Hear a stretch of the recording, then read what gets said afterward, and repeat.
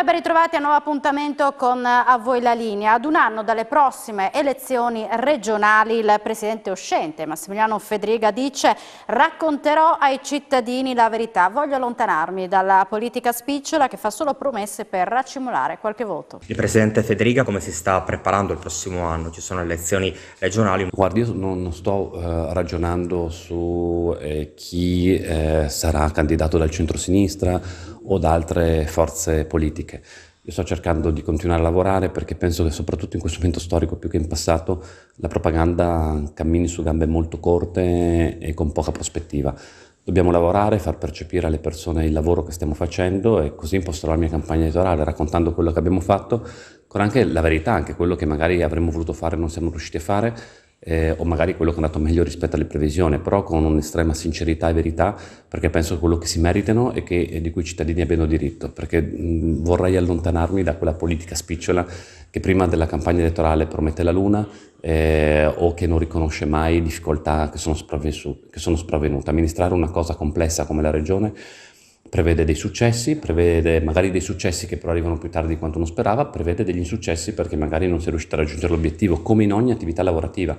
Bisogna essere sinceri, leali e onesti con i cittadini, perché altrimenti se uno racconta che nei primi 100 giorni risolve i problemi del mondo, che nei primi 100 giorni nessuno avrà più problemi economici, che nei primi 100 giorni tutti saranno ricchi, sta semplicemente perdendo in giro le persone e non racconta la verità dei fatti, le difficoltà quotidiane che un ente complesso e soprattutto eventi complessi, pensiamo solo alla pandemia, che è necessario affrontare come se questi non ci fossero. Non è così. Ed ora andiamo a Udine. È stata svelata la nuova mostra di Casa Cavazzini, affidata nuovamente a Don Alessio Geretti. Ci colleghiamo in diretta con Isabella Gregorato. A voi la linea. Svelata la novità per quanto riguarda Casa Cavazzini. La nuova mostra che sarà ospitata dal 18 febbraio del prossimo anno, titolo Insieme, come sempre curata dal Comitato San Floriano, con noi Don Alessio Geretti. La mostra precedente ha raccolto ottimi frutti e adesso vi preparate per una nuova avventura. Già da un po' ci stavamo lavorando. La meravigliosa prima esperienza con la forma dell'infinito e 60.000 visitatori a Casa Cavazzini ci ha incoraggiati a preparare una nuova grande mostra. Come dicevamo, il 18 febbraio verrà inaugurata fino al 16 luglio dell'anno prossimo e come la precedente sarà una mostra che raccoglie almeno una cinquantina di grandi capolavori da 12 diversi paesi del mondo, con alcuni firmati da autori che saranno una scoperta per la maggior parte della gente, ma di straordinario livello, e altre opere che saranno firmate dai più grandi autori dell'arte degli ultimi 150 anni. Non mancheranno nomi come Gauguin, Picasso, Kandinsky, Chagall, Tamara de Lempicka, Egon Schiele, Gustav Klimt e via di seguito. Il titolo ha anche scelto Insieme.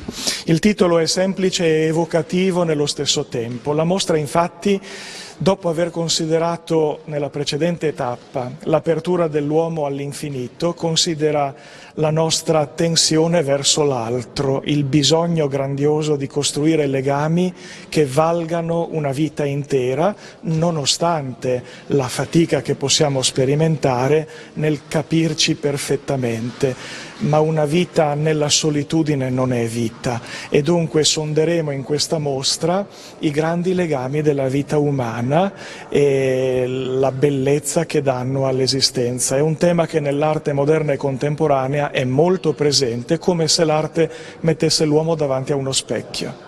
Con tematica quanto mai attuale, visto i momenti. Sì, un po' perché siamo usciti da 2 anni che ci hanno obbligati molte volte a rinunciare al contatto con le persone, un po' per la guerra in atto, un po' per le dinamiche a volte strane di questo mondo che ci ha resi un po' sensibili ai lontani e un po' insofferenti ai vicini. Forse abbiamo bisogno di capire che una parte della crisi dell'Occidente è una crisi di distanza e di virtualità. Abbiamo bisogno di riscoprire la prossimità e la mostra ci aiuterà a questo.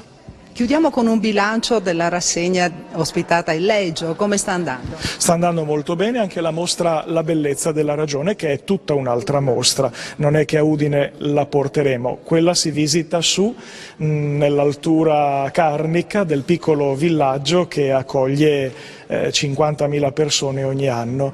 La bellezza della ragione è un altro splendido episodio d'arte che sta attirando l'attenzione di moltissima gente. Don Alessio, tante soddisfazioni raccolte anche in Vaticano.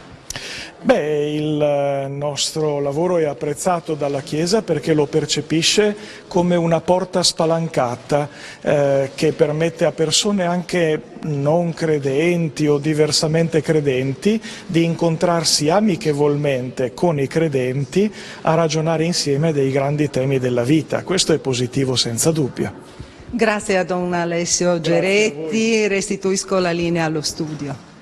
Grazie alla nostra Isabella Gregorato ed ora ci colleghiamo con Daniele Paroni per un'anticipazione della puntata dello Scrigno che andrà in onda questa sera alle 21 dedicata alla storia del miele in Friuli. La puntata sarà ambientata fra Bueris e Artegna.